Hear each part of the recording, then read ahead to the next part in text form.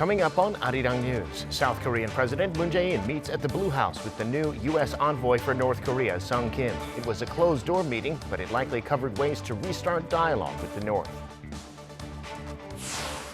Data show South Korean households have been missing fewer loan payments in the pandemic, thanks in part to relief payments. But the BOK says rising rates could put indebted households at risk. And the loss of jobs in the pandemic has caused a decline in couples living on two incomes. Data also show that the number of people living alone continues to rise. It's 5 p.m. here in Seoul. Thank you for joining us on Arirang News. I'm Devin Whiting.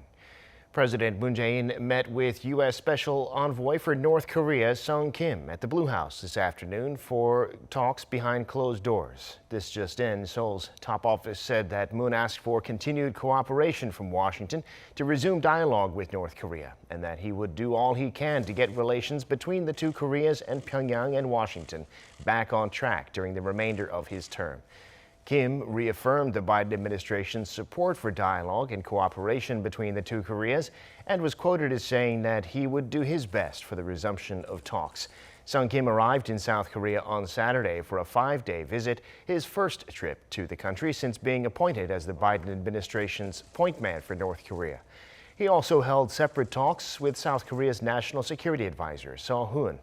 Earlier in the day, he met with Seoul's Unification Minister, Lee In-young, with the two agreeing that it's a crucial moment for Seoul and Washington to cooperate for the resumption of dialogue with Pyongyang. And North Korean leader Kim Jong-un's sister, Kim Yo-jong, says Washington has the wrong expectations about resuming dialogue. She was apparently trying to temper expectations in Washington, coming from last week's comments from the North Korean leader about being ready for dialogue in addition to confrontation. But experts say the regime still does want to talk. Kim Da-mi explains. Kim Yo-jong, the sister of North Korean leader Kim Jong-un, says that Washington has the wrong expectations after U.S. National Security Advisor Jake Sullivan called her brother's comments about dialogue an interesting signal. But Kim's statement may not necessarily mean that the regime is turning down the proposal of dialogue, especially given that the response was swift and with no harsh criticism. The North probably thinks that they have expressed their interest in dialogue too frankly, so it's trying to neutralize things a bit. This in response to Kim Jong-un saying last week that the regime should be ready for both dialogue and confrontation with the U.S. The expert added that the North is indirectly seeking better conditions and an environment for them to be able to return to dialogue with the U.S.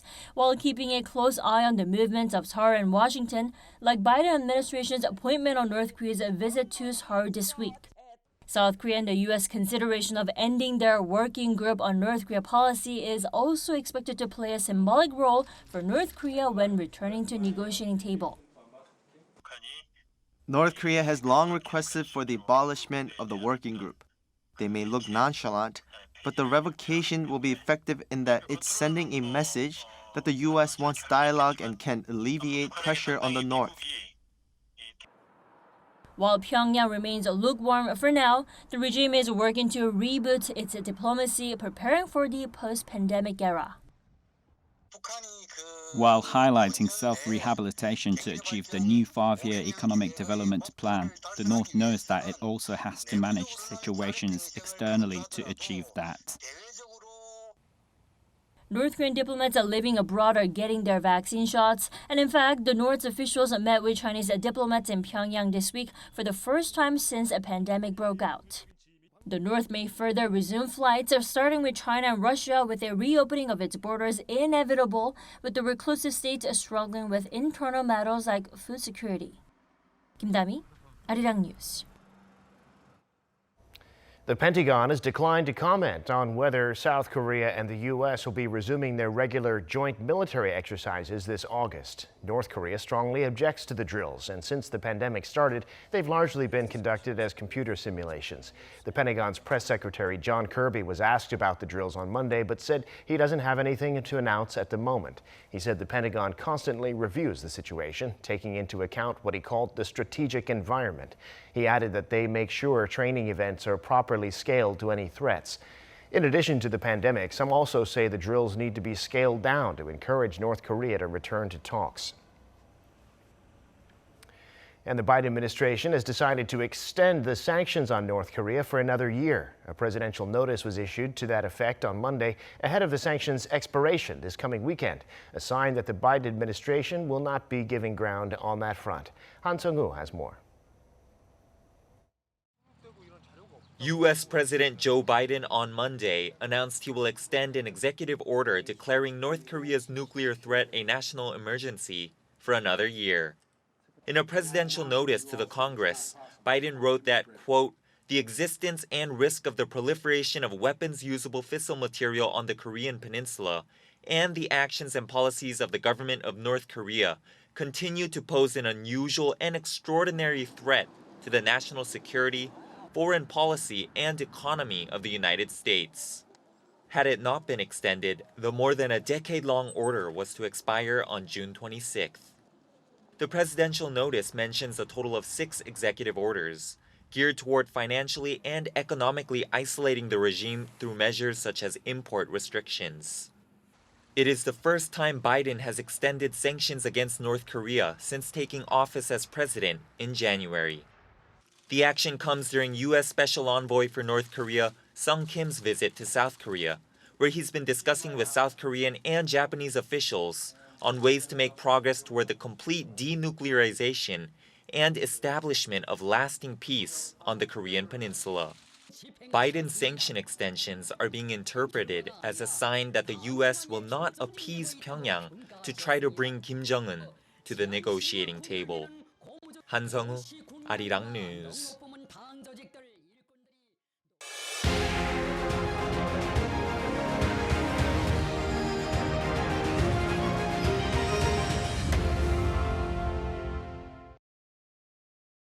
The South Korean internet search giant Naver has officially said it has no plans to take over eBay's local business.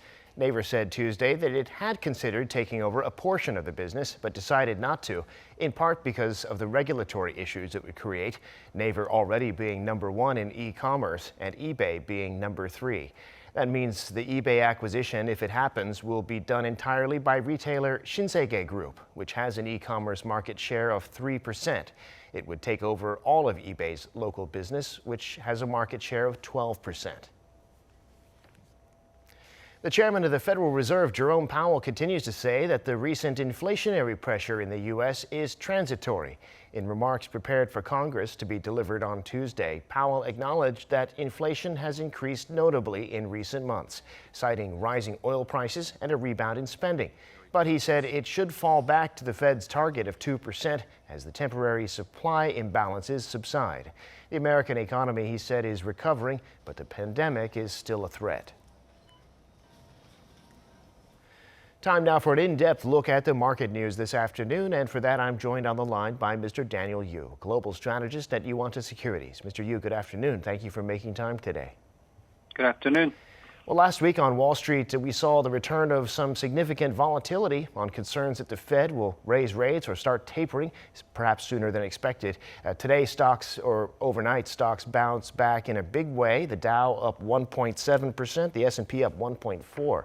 What's the story in the global markets? Right. As you said, last Friday, U.S. market corrected quite significantly because of 2 reasons. Number one was that the possibility of raising interest rate earlier than expected. And it was mentioned that it might happen actually at the end of year 2022. And that kind of made some concern about the interest rate rising faster than expected. That was the concern. However, the probably more another reasons that affected the market to correct quite significantly on Friday was because that day was the quadruple witching day, where these futures and options were closing. And I think that it was just temporarily impact because if you look at the interest rate movement, we did see the interest rate volatility happen, but nevertheless, the 10-year government bond rates at only 1.5%. If you're really keen and worried about the inflation pressure and the rate hike, then that interest rate should have risen much faster and greater because at the beginning of this year, it did rise as high as 1.77%. So I don't think the market is really thinking that the inflation environment is that significant, that inflation kind of the concern has peaked already, and that it's stabilizing. And that is the reason why on Monday, a U.S. market rose quite significantly. If you look at the Dow Jones, it was up by 1.8%. S&P 500 also went up 1.4%. NASDAQ was up 0.8%.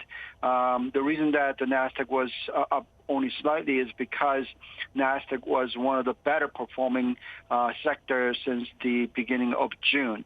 All in all, Fed Chair Jerome Powell will say and remark at the House hearing on Tuesday, reiterating that central bank will continue to be supportive and continue to provide liquidity in order to sustain the improvement of economy.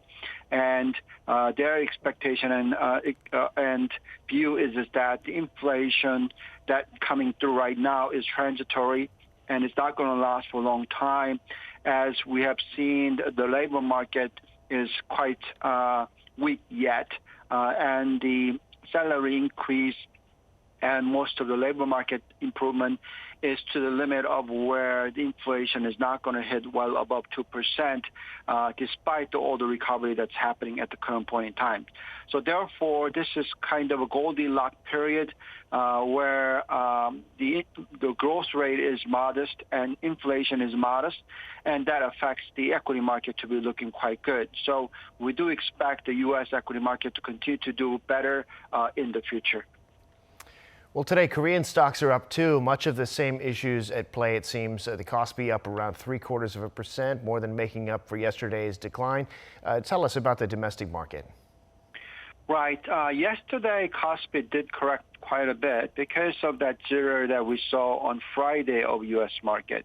And that, as given the fact that the Korea's national retail debt as a percentage of GDP is very high, obviously they're keen about what's happening to the U.S. interest rate and liquidity conditions. If the U.S. tightened faster than expected, then obviously BOK needs to do it even faster, and that has resulted into a concern on Monday.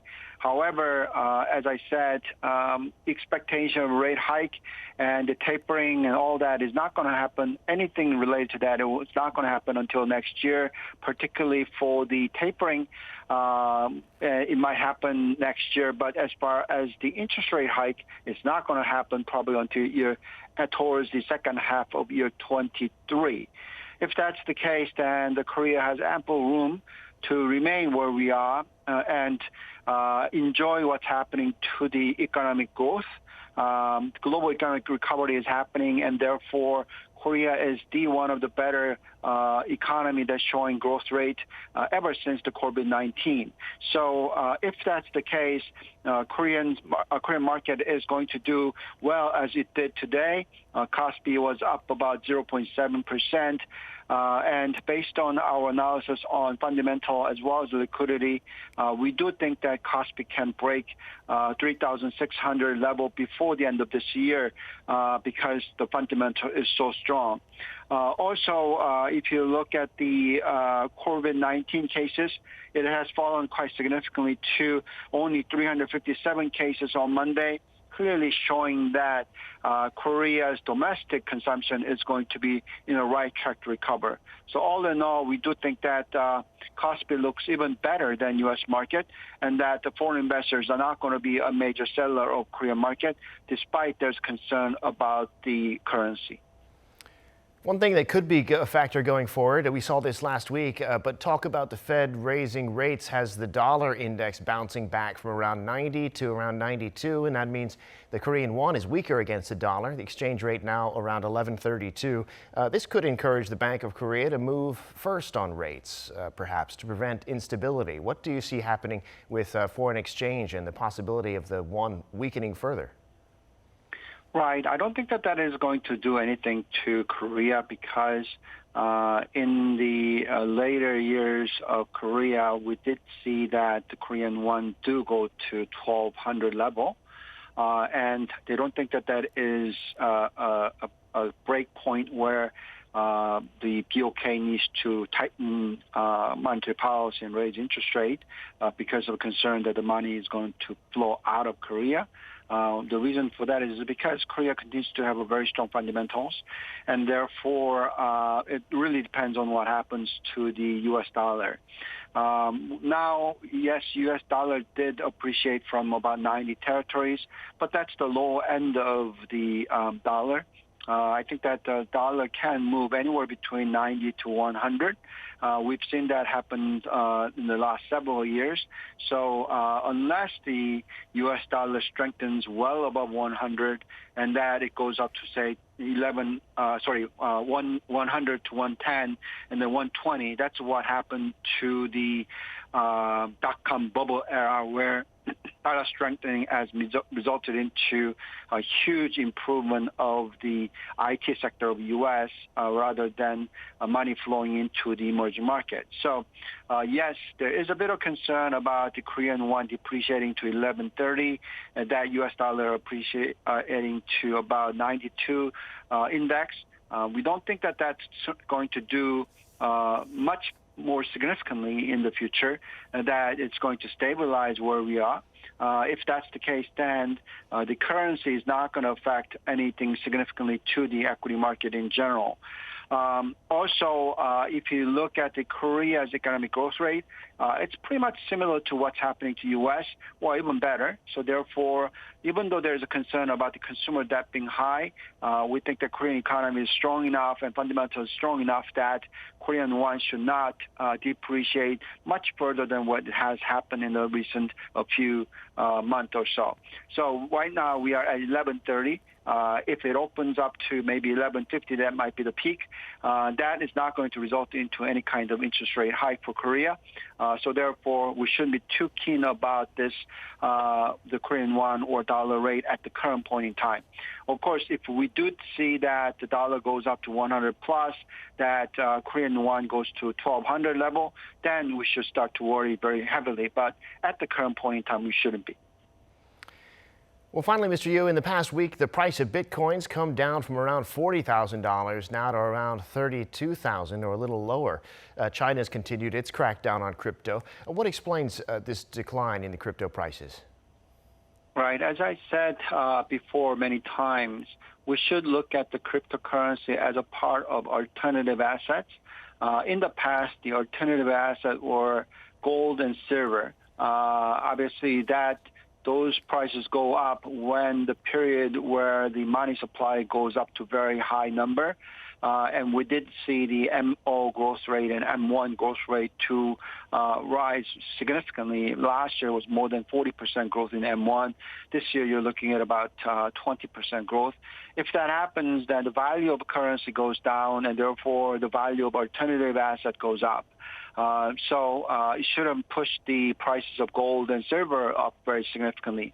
However, though, introduction of the cryptocurrency and the cryptocurrency becoming one of the part of the alternative assets where money can be transacted and used as transactions, and the supply they thought was quite limited for cryptocurrencies. That was the reason why the cryptocurrencies or Bitcoin were called as the digital gold. So, however, though, nowadays, if you see these crackdown happening, where Chinese government as well as U.S. government are all going to be keen about reducing any kind of illegal activity using the cryptocurrencies. We did see quite a bit of money laundering and a lot of the criminal activities happening related to this. And obviously, if that's the case, then government's going to tackle down on this. We're not going to have a currency where the government is going to be negatively affected as a sovereign government in a sense. So therefore, I don't think that the government or Bank of central banks of any countries are going to allow the size of the Bitcoin or the cryptocurrency to rise to the significant level that it's going to substitute all of the gold or silver. So being said, if we did see the gold prices going up, then obviously it's a room for the cryptocurrencies to go down. Right now, it is only about 15% of the total gold is the cryptocurrency market. So we do need to look at that as adding all these three alternative asset, gold, silver, and cryptocurrency, and then assume that the total value goes up as the money supply growth rate goes up or goes down. It depends on how much the money supply increases. That should be the effect to the overall alternative asset size. So having said that, right now we're looking at about 10% growth rate of the M1 growth rate going into long-term future. If that's the case, the alternative asset growth should be in that area. If the gold prices goes up by 5%, then obviously cryptocurrency prices are not going to go up much higher. So we got to look at that as kind of substituting each other at the current point in time. Very interesting. All right, Mr. Yu, we'll have to leave it there for today. Thanks so much, as always, for sharing your insights with us. Thank you very much.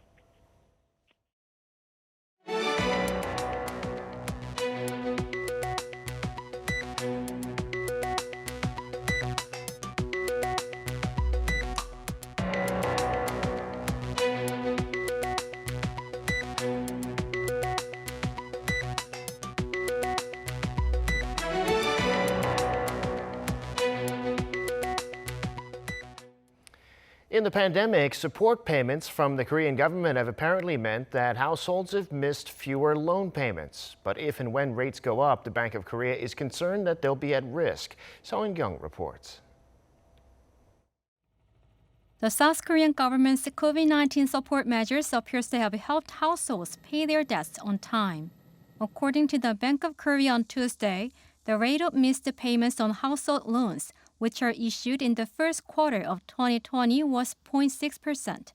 The figure is well below the previous figure of 1% for missed payments in the first year for household loans issued from 2013 to 2019. The central bank attributed the fewer missed payments to a series of COVID-19 support measures, including relief funds. According to its own analysis, the default rate is expected to have been 0.3 to 0.6 percentage points higher if there had been no government support. Based on this analysis, the Bank of Korea has advised the financial institutions to expect a growing number of bad loans, since more households are likely to miss their payments when the support measures end. The central bank also expressed concern that households in Korea could face higher debts when interest rates go up. When interest rates in advanced economies rise, Korea and emerging countries face pressure on capital outflows. This results in higher interest rates in the domestic market. When the household loan interest rate goes up by 1 percentage point, households in Korea will pay about 12 trillion won or $10 billion more as interest each year.